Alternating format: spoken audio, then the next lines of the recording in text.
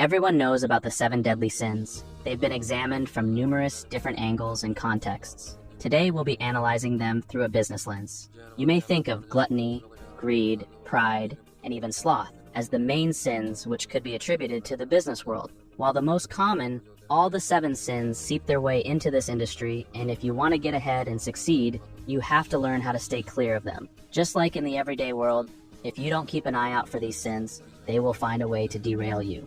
7. Pride.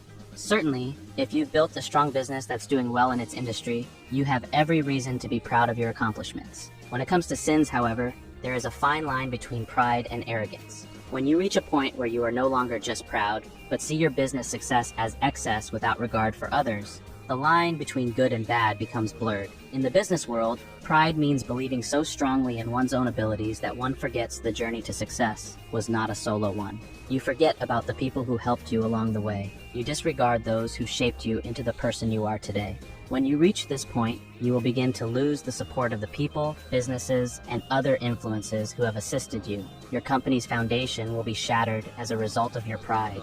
How do I resolve this? When you find yourself constantly saying, "Let me finish," or "I wasn't done talking," quite sternly may I add, allow others to take up space as well.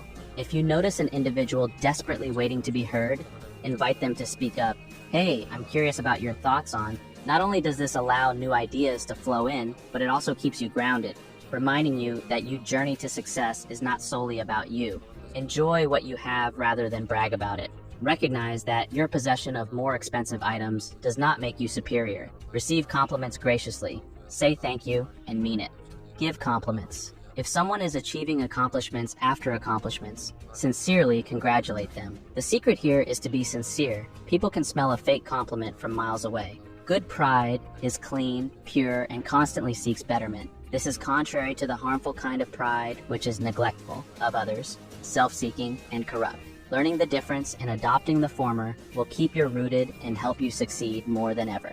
6. Greed. It is human nature to want more of the good life after a small taste of it. Who would want to go back to their old life after experiencing success, money, and maybe even celebrity status? Now here's the thing, if you're making millions and gaining a lot of success, you're clearly doing something right with your business. The problem rises, however, when greed kicks in. Instead of focusing on what more the business can do to expand, the minds involved are more focused on how they can keep themselves at this high level. Business may start to make poor financial decisions in the pursuit of material items associated with success. Being aware of the greed is a great way to stay ahead of it, but sometimes success comes ever so quickly that we lose track of it. Stay level-headed and follow these 3 rules to protect yourself. The first rule is that you should never cut anything that generates a profit. Saving money does not earn you money. You make money by investing wisely. Second, you should never pay your employees less than a fair wage. Your employees must believe that they are being paid at the same level as those around them. Otherwise, you'll have a major turnout problem. Finally, never undervalue the importance of the customer's experience. Your customers have visited your establishment and have had an experience, and they continue to return in the hope that this will be repeated. 5. Lust. Longing for what you can't have, aside from steamy office romances, isn't going to help your business succeed. When it progresses beyond the stage of reasonable goals and into the realm of obsessive and uncontrollable passion, it becomes much easier to make rash decisions that may ultimately harm your business. How to deal with it? A personal vision is the business virtue that opposes lust. What do you hope to get out of your company? You're in business for a reason. The company is supposed to provide you with certain necessities in life. Are you certain about what they are and how you will obtain them? Begin with the tangible indicators of your success as an entrepreneur. It could be as simple as work an average 35 hours a week, own a house at the lake worth a fortune, travel to Europe every 2 years, put my child through medical school, help lead a community agency dedicated to providing decent food for the poor, teach a high school class in entrepreneurship. Make your point clear. Your objectives should be measurable so that you can track your progress. Once you've nailed it down, your personal vision begins to transform into a business vision. Make a list of everything. Write it down, says every coach and motivational author. Keep it nearby and refer to it frequently. Then, as a business owner,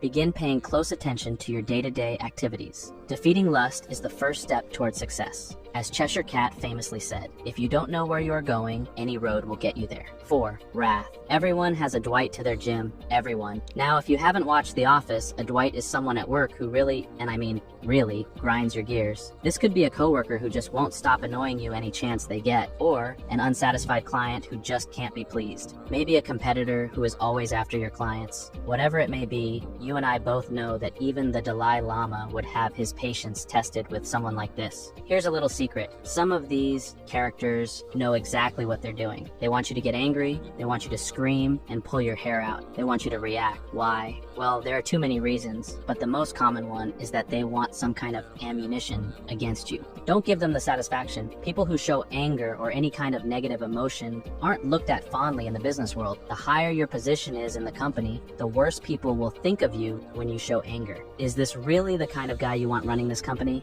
I can hear Dwight say with a smug smile. Learn to be assertive instead of aggressive. That's how you get respect. You're here to play the long game. 3. Gluttony. Gluttony is caused by consuming more than you need. In the traditional sense, it refers to the consumption of food and drink, and alcohol has been known to tarnish. To succeed, you should. Keep a list of everything that needs to be done to combat the power of procrastination. Having it written down serves as a visual guide to keep you on track and ensures that no tasks are overlooked. Consider hiring more resources or outsourcing some tasks if your procrastination is caused by a lack of time to complete all of the tasks that need to be completed. Well, guys, there you have it. Avoid these sins and you should be good. With that being said, have a good one and see you in the next video.